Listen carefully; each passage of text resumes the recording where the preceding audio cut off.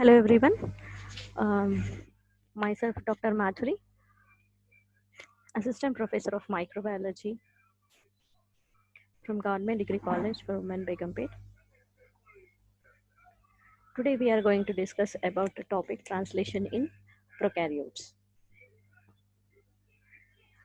So my presentation will be covered in following subheads, that is introduction, structure and function of proteins, genetic code, initiation. Um, in this step, we'll be discussing about ribosomes, tRNA, and then elongation step, termination step, and then summary. These are the brief contents of my presentation. And coming to the introduction, to understand translation, first we need to understand about one example, that is diphtheria toxin.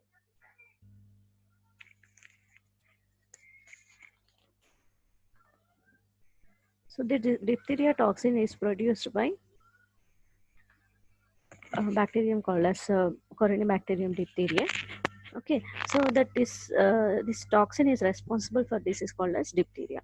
Now this diphtheria toxin was first discovered by Hippocrates in 5th century, and this disease is characterized by symptoms of common cold, sore throat, loss of appetite, low grade fever, and within if it is not cured in time, within 6 to 10 days it may even lead to paralysis, stupor, or in some cases coma or even death. So we have to be very careful, and this disease is responsible for many deaths throughout the world. And apart from that, it is causing local infection in nose, throat, or also cause tonsils. And until recent times, it was a leading killer of children throughout the world. And today, um, we can count this diphtheria as one of the success stories of modern medicine.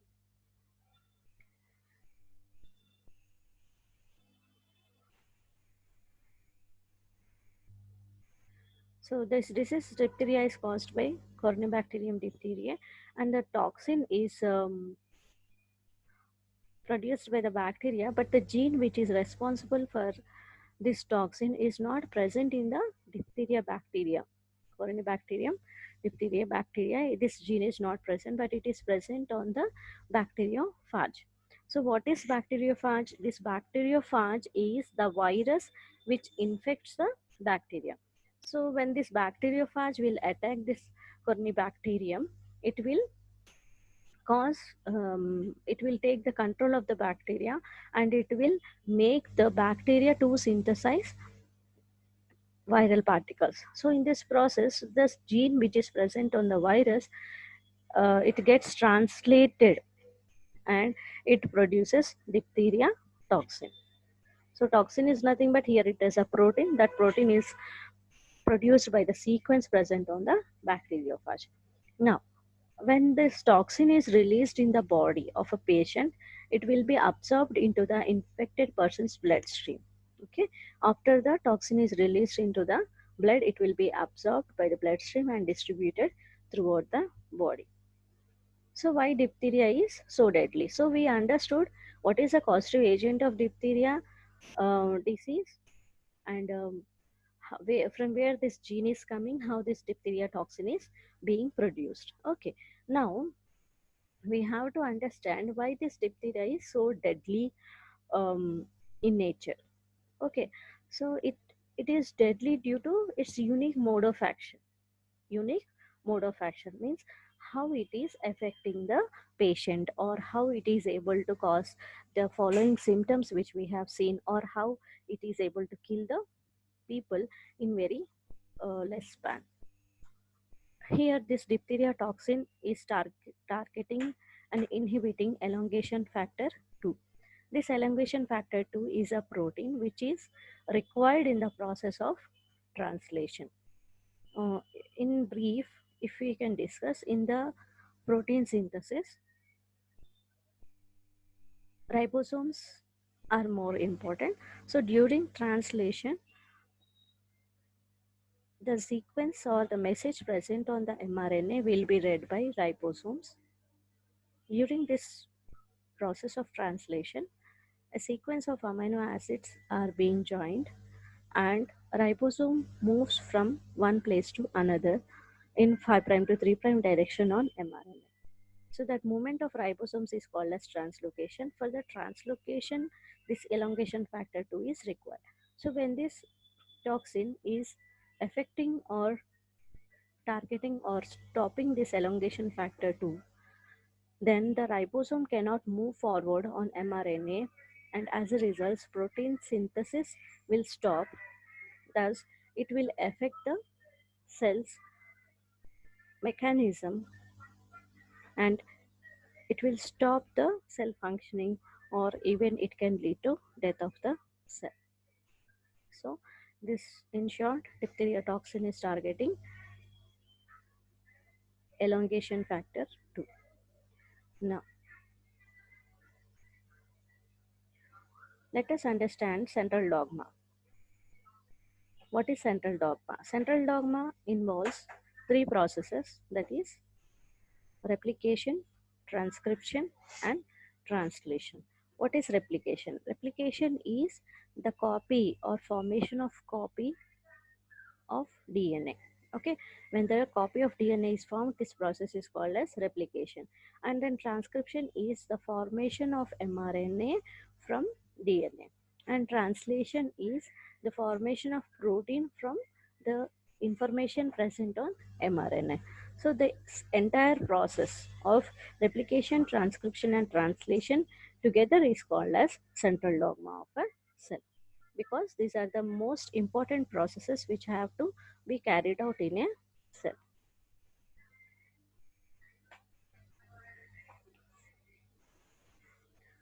Here we can see this is the DNA after transcription. Same thing, central dogma is shown in another format. This is the mRNA. It is resulting in a formation of protein. These are the amino acids which are joined by peptide bonds. And this is the amino acyl tRNA, which is this is amino acyl tRNA, which is binding to amino acid, and it will get this amino acid to the site of protein synthesis. Structure and function of proteins. So proteins are central to all living processes. So without proteins are generally called as building blocks of a cell.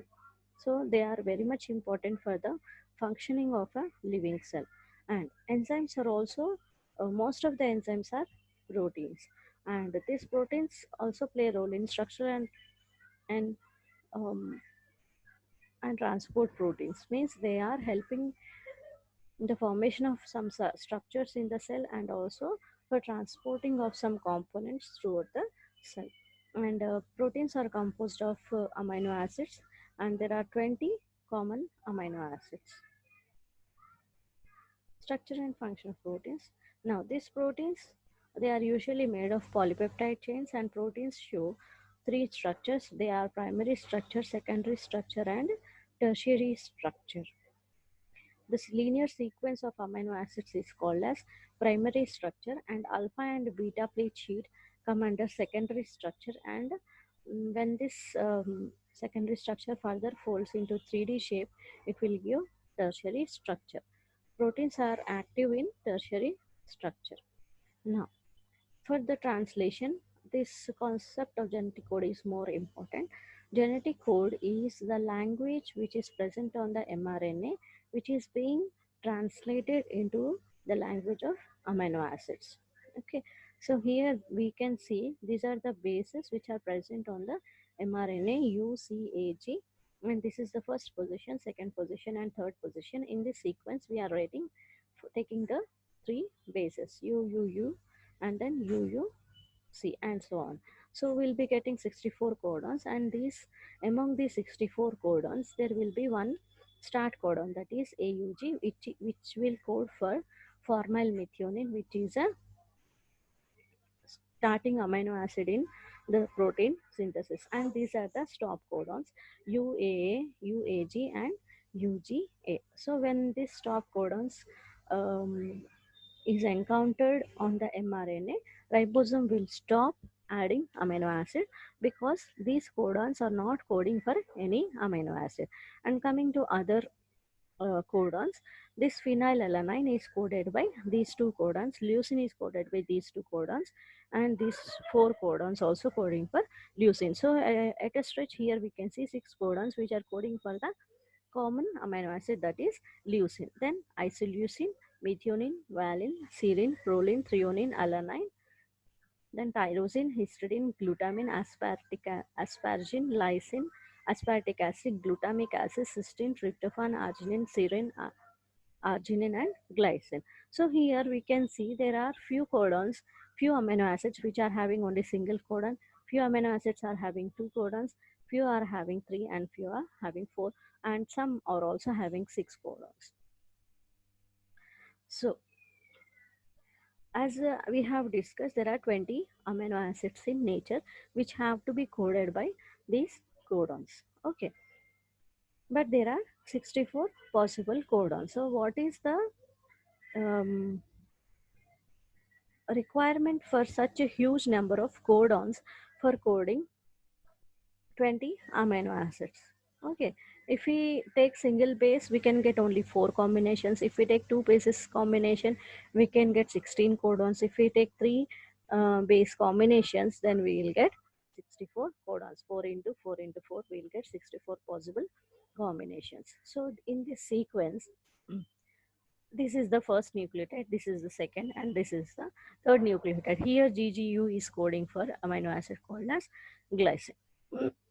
If this is the mRNA, three bases together are called as one codon. So this is one codon, and this is the second codon, and this is the third codon, and so on.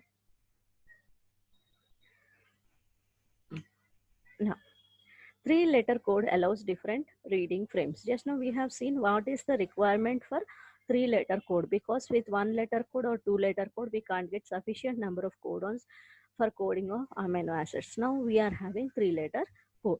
This is the frame present on mRNA, and this is the sequence of amino acids which can be coded by this frame. For example, if you see this, there is a GCU. This is coding for alanine. UGU, it is coding for cysteine. UUA, leucine. CGA, arginine. AUU, isoleucine, and so on.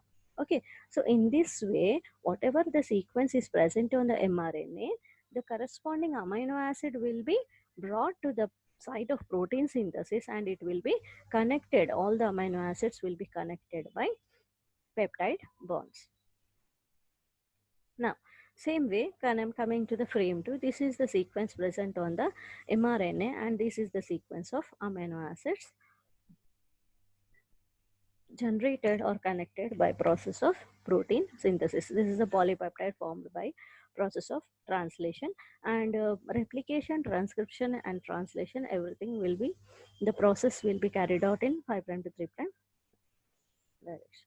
And characteristics of genetic code. Genetic code is a triplet codon. Just now we have seen codon is a triplet one, and it is universal. Universal means in almost all the organisms, the codons are coding for the same amino acids, and the codon is non-overlapping. Non-overlapping means first three bases are here, three bases are coding for one amino acid.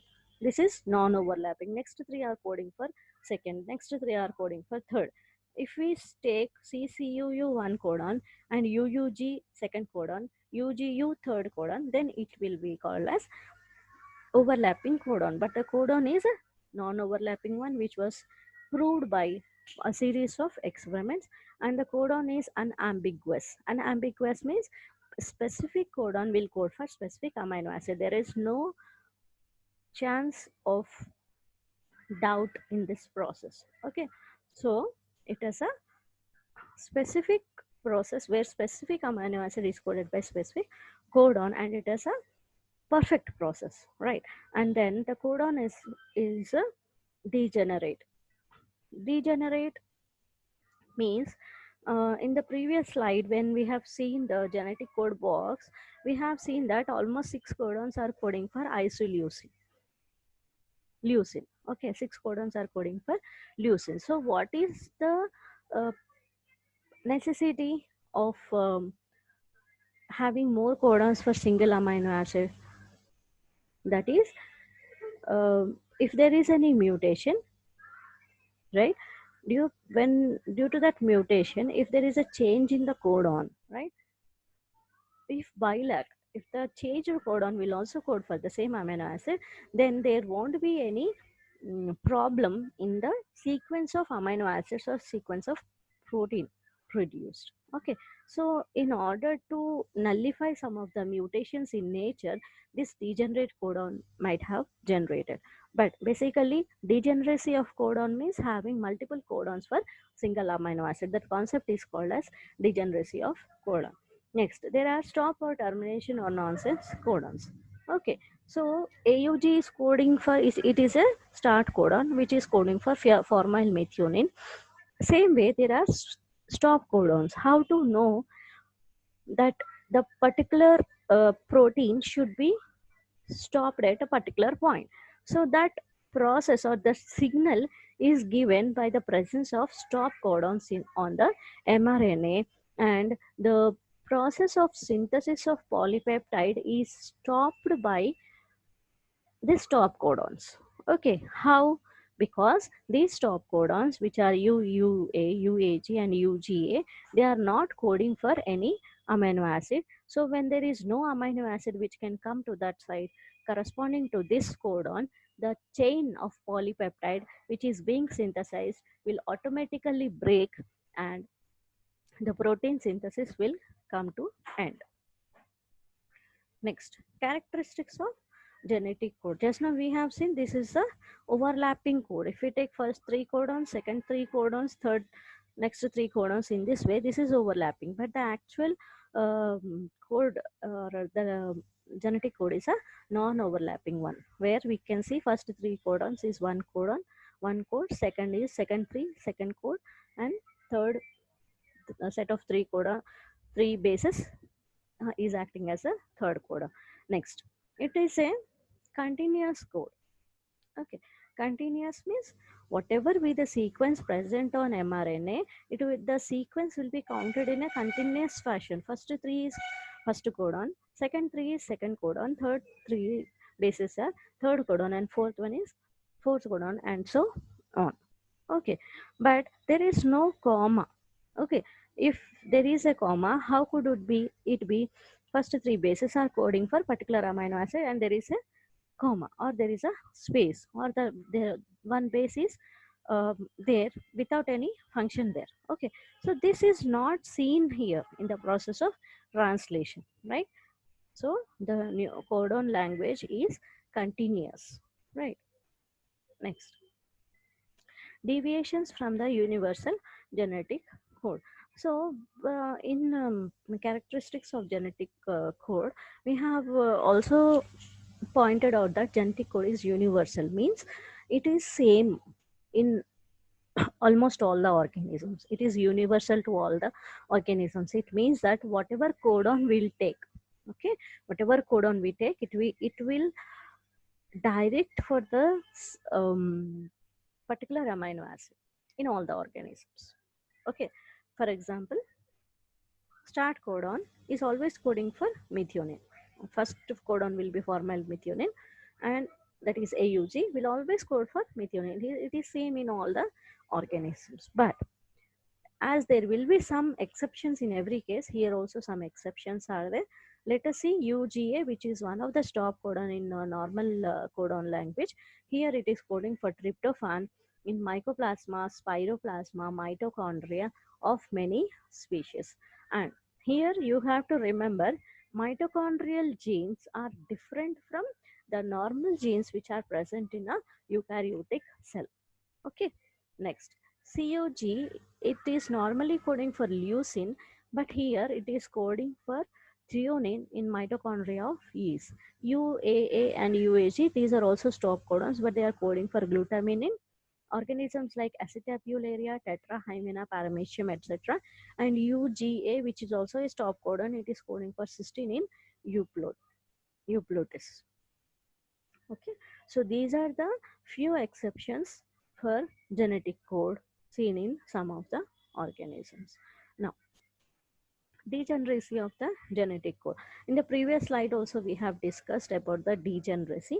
It is nothing but having multiple codons for the same amino acid. Here if you can see, methionine is coded by AUG, tryptophan is coded by another codon, but these two amino acids are having only one codon, whereas all these amino acids are having two codons. Isoleucine is having three codons, and these amino acids are having four codons, and these are having six codons. Altogether 64, including termination codons. All the codons together will be 64 codons. Here we are having 61. If we add termination codons, we will be getting the number of 64. Now, there is one more concept, that is wobble base in genetic code. What is wobble base? Wobble base is the third base in the sequence of codon present on mRNA or present on tRNA. That is wobble base. It is the third base. The base present in the third position is called as wobble base. Why is this important? Is the third base, first two bases will be coding for particular, or they will pair up with a specific base. Adenine should pair up with uracil, and uracil should pair up with adenine, right? Whereas the cytosine, which is present in the third position, it can pair up with it. Actually, it should pair up with guanine, or in other case, it may pair up with some other base also. Okay, so the complementarity of the third base is somewhat flexible. So that position or the third base is called as wobble base. Here if you can see, this is the anticodon, this is the codon. Codon is the sequence which is present on the mRNA, and anticodon is the sequence which is present on the tRNA. Okay, so just you can see here, first base is cytosine pairing with guanine, second base is guanine pairing with cytosine, and the third base is adenine. Adenine should pair with uracil, but here it is pairing with inosine. It is the unusual base. It adenine here, it can pair up with uracil as well as inosine. So the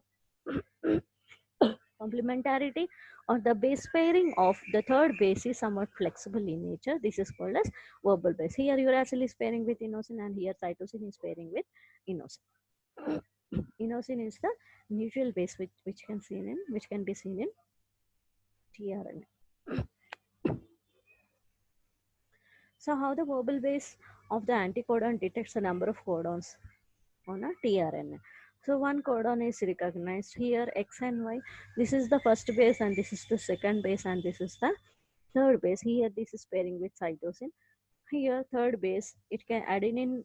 If there is adenine, it can pair with uracil, or if there is a guanine also, it is pairing with uracil. And here, so in this first case, it is recognizing only one base. One codon is recognized. The tRNA, this is the sequence present on the tRNA, and this is the sequence present on the mRNA. So this sequence is recognizing this sequence. So only one codon is recognized. Here two codons can be recognized. Okay, this is the sequence present on the tRNA. When it is coming to mRNA, it can recognize the sequence of present of YXA or YXG. It can recognize two codons, and here in this case it is recognizing three codons, and so on. So strong Watson Crick base pairing is not there at this position. That is why it is called as wobble base. Now, how the combinations are there in wobble pairing. Here you can see, this is the codon which is present on mRNA, this is present on tRNA. Okay, if there is cytosine, it should be guanine. If there is adenine, it should be uracil. Uracil pairing with adenine or guanine. Guanine is pairing with uracil or cytosine. Inosine can pair up with uracil, cytosine, or adenine, all the three bases. Now, again the same thing, and the third position, these three are inosine can recognize all the three bases. Uracil can recognize these two. Guanine can recognize these two. Codons for different amino acids. In the previous slides also we have seen there are some amino acids which are coded by single codon, and whereas some amino acids are coded by 6 codons, and there are stop codons and also start codon. Next, now coming to the actual process of translation. So here, translation or the process of synthesis of proteins in prokaryotes, we are looking the process in the prokaryotes. Okay, so in prokaryotes there are different stages in this protein synthesis. Okay, so first stage is activation of amino acid, and these are the essential components required for this process to happen. Okay, for activation of amino acids, what we need 20 amino acids. Like in nature there are only 20 amino acids, so need 20 amino acids. And in addition to amino acids, there should be 20 amino acyl tRNA synthetases. These are the enzymes, and 32 or more tRNAs are also required, ATP is required, and magnesium is required. Okay, so in the first step, that is activation of amino acid. What is activation of amino acid is basically it is the addition of amino acid onto tRNA is called as activation of amino acid. Here, as we need amino acids and tRNA synthetases are also required. For the enzymes to work, we need ATP and magnesium also. And the next step is initiation of protein synthesis. There we need mRNA, and fmet tRNA is required. Initiation codon on mRNA is required, and 30s ribosomal subunit should come. 50s ribosomal should subunit should also come to the site, and then initiation factors are required.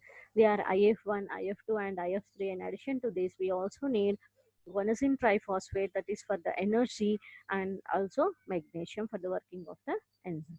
And the next step is elongation. Elongation, after initiation there will be elongation. Here we need functional 70s ribosome, and amino acid tRNAs are required, which are coded by the codons or which are specified by the codons. And here the enzymes or proteins called as elongation factors are required along with GTP and magnesium. And termination and release, in this termination codons are required in mRNA, and then release factors help in the releasing of the polypeptide from the ribosome. And last step is folding and post translational processing. Here, specific enzymes, that is cofactors and other components for removal of initiating residues and signal sequences. Okay, so after synthesis of a protein or a polypeptide, it has to undergo some changes in order to bring a functional protein, or in order to get into a position, or a give a functional protein, it has to undergo some changes, that is post translational modifications. So these all processes can happen as a part of this post translational modifications. Now coming to the first step, that is amino acid activation of amino acid. Here we are seeing the reaction. First, here amino acids are required. We have seen amino acids are reacting with, we need tRNAs and ATP for energy in presence of magnesium. This will give amino acyl tRNA plus AMP. ATP will get hydrolyzed and give AMP and inorganic phosphate. Okay, so this is the tRNA. This is the anticodon arm. This is the D arm, and then T-cyc arm, and amino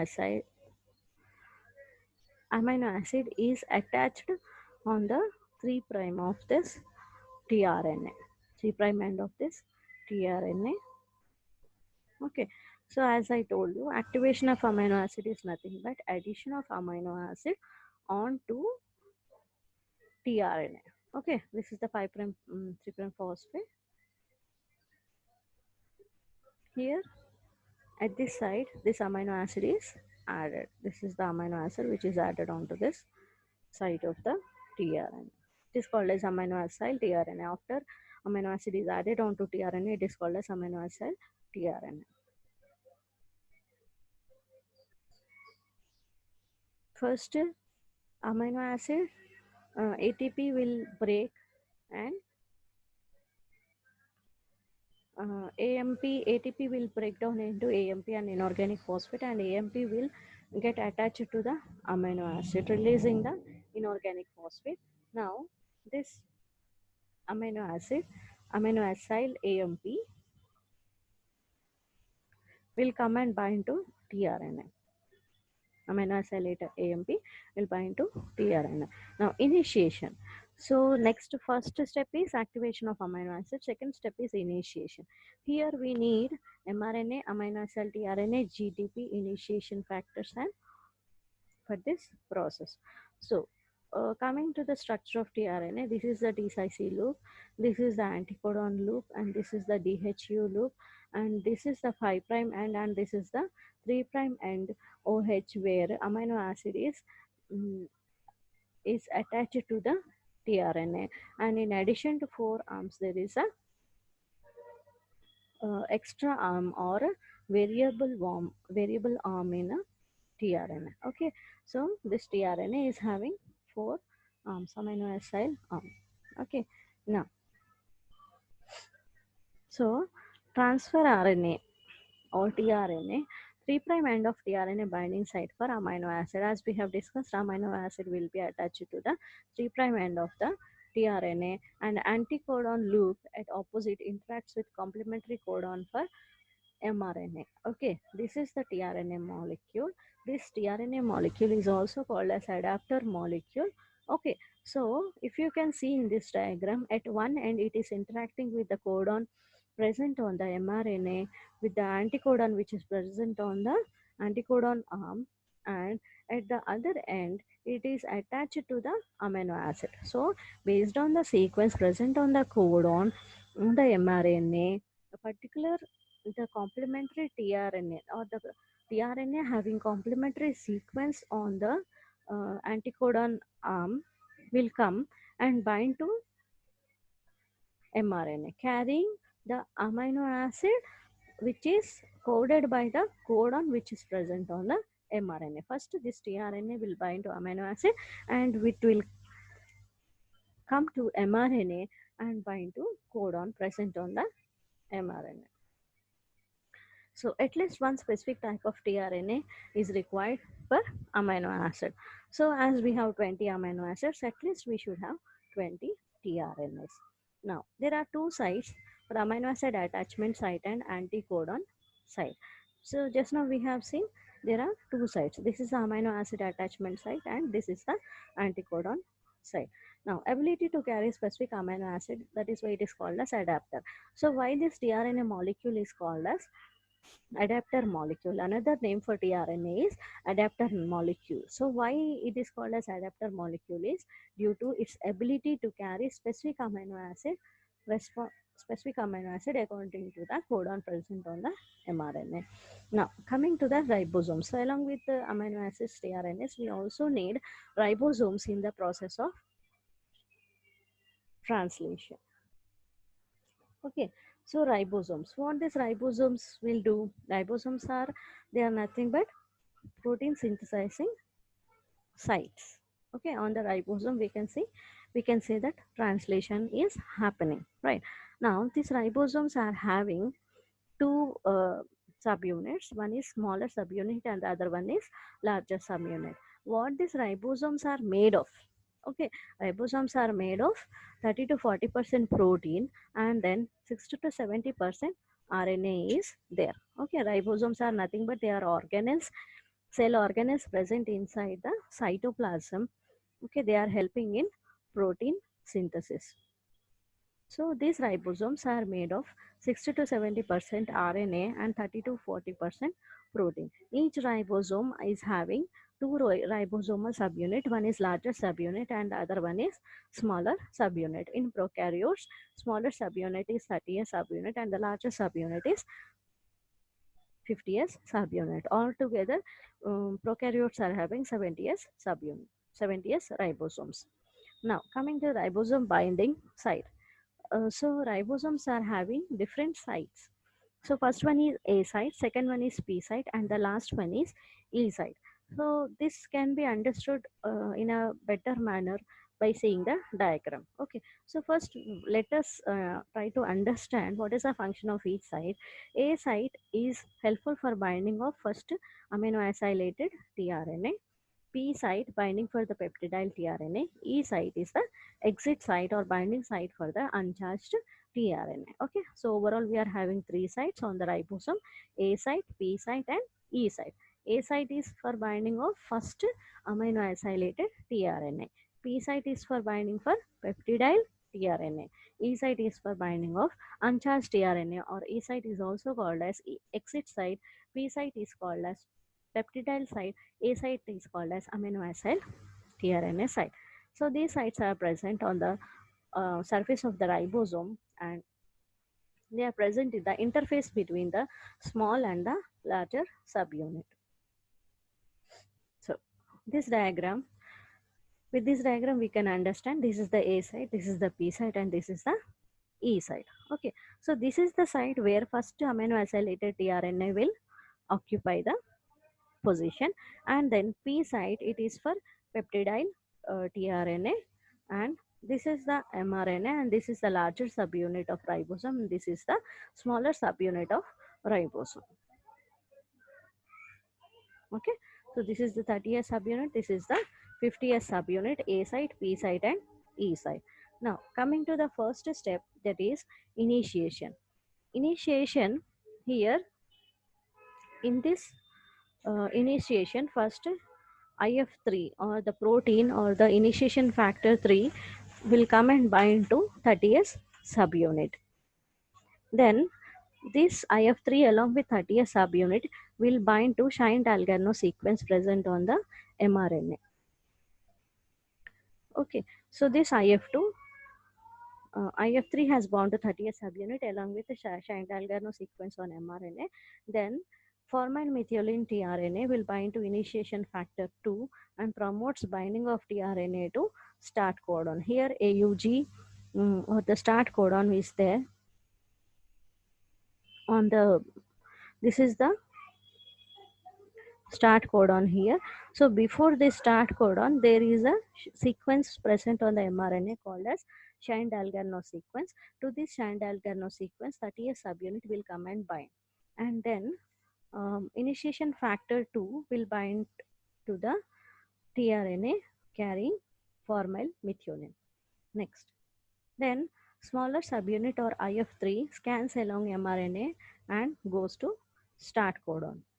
Okay, now here IF3 will go to start codon, and then tRNA or IF2 also binds to start codon. IF2 will also bind to start codon. This is called as initiation complex. Initiation complex will have both IF3 and IF2 proteins, formyl methionine tRNA binding to the AUG of mRNA, that is a start codon, and along with it we are having 30S subunit. This is initiation complex, and after formation of initiation complex, larger subunit will come and bind to the smaller subunit utilizing one GTP or hydrolyzing one GTP.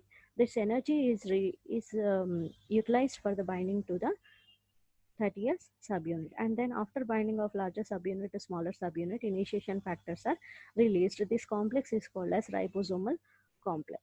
Okay, here in ribosomal complex we can see that there is a 30th subunit, 50th subunit along with FMET tRNA present on the P side. Now, so two RNA binding sites are there, P site and A site. P is the peptidyl site, A is the amino acid site. So initiation tRNA, first it will be in a P site.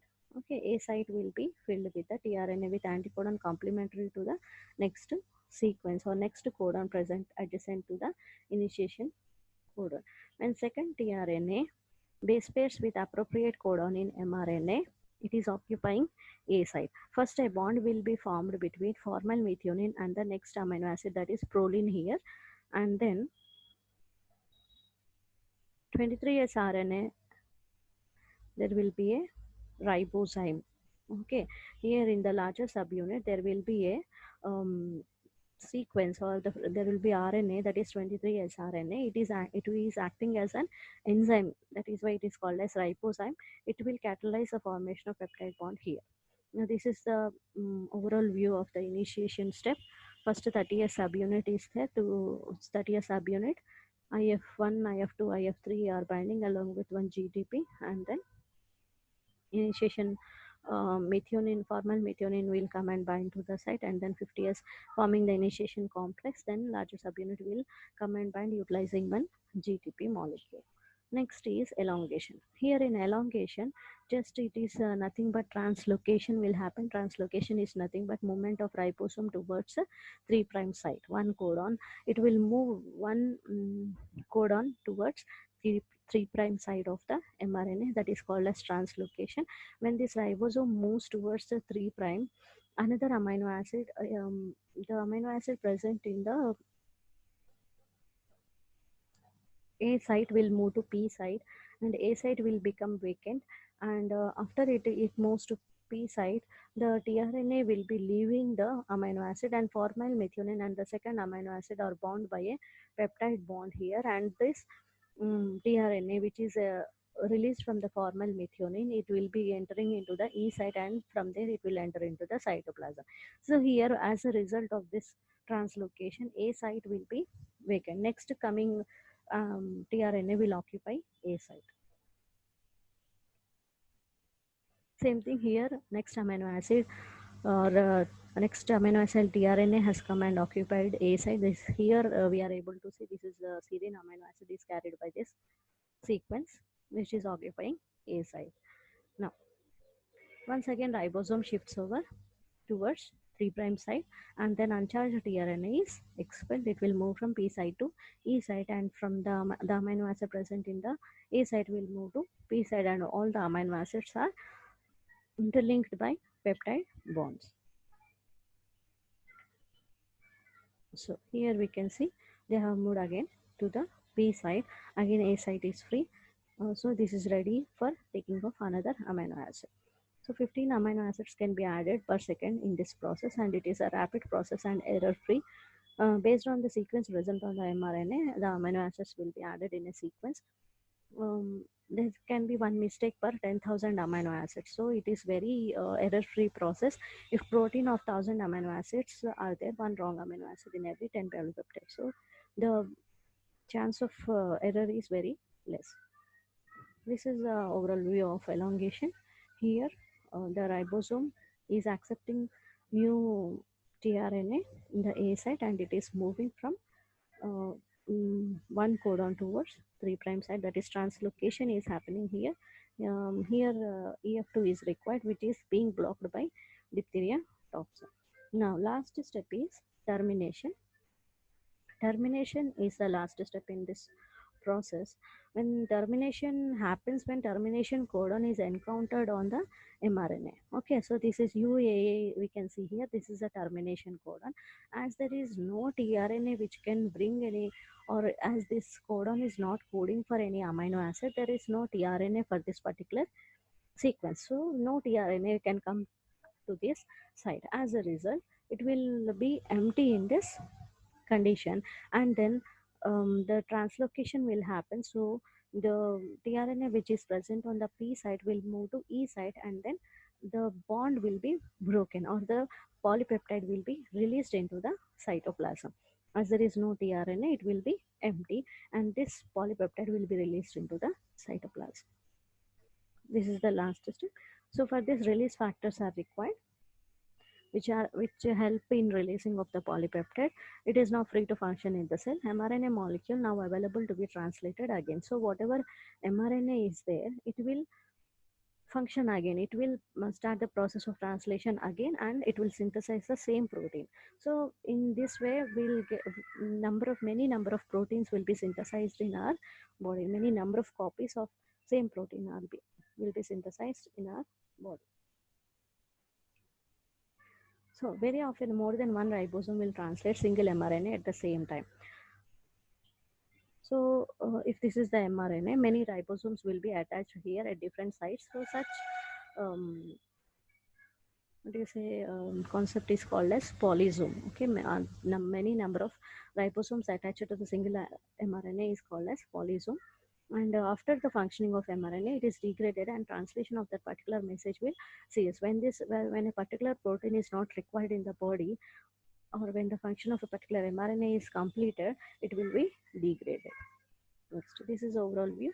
Here, the ribosome is moving in this 3' direction, and here there is a termination codon, so there is no tRNA. So release factor will come and bind to the A site with the help of GTP, and with this energy, this polypeptide will be released from the tRNA, and this tRNA will enter into E site and will be released. And the stop codons are UAG, UAA, or UGA. Any codon can be there which can code for which is not coding for any amino acid. After this release of polypeptide, release factors are also released. Ribosomal units will also get separated. So this is the overall process of translation, where we have seen each and every step in detail. Thank you.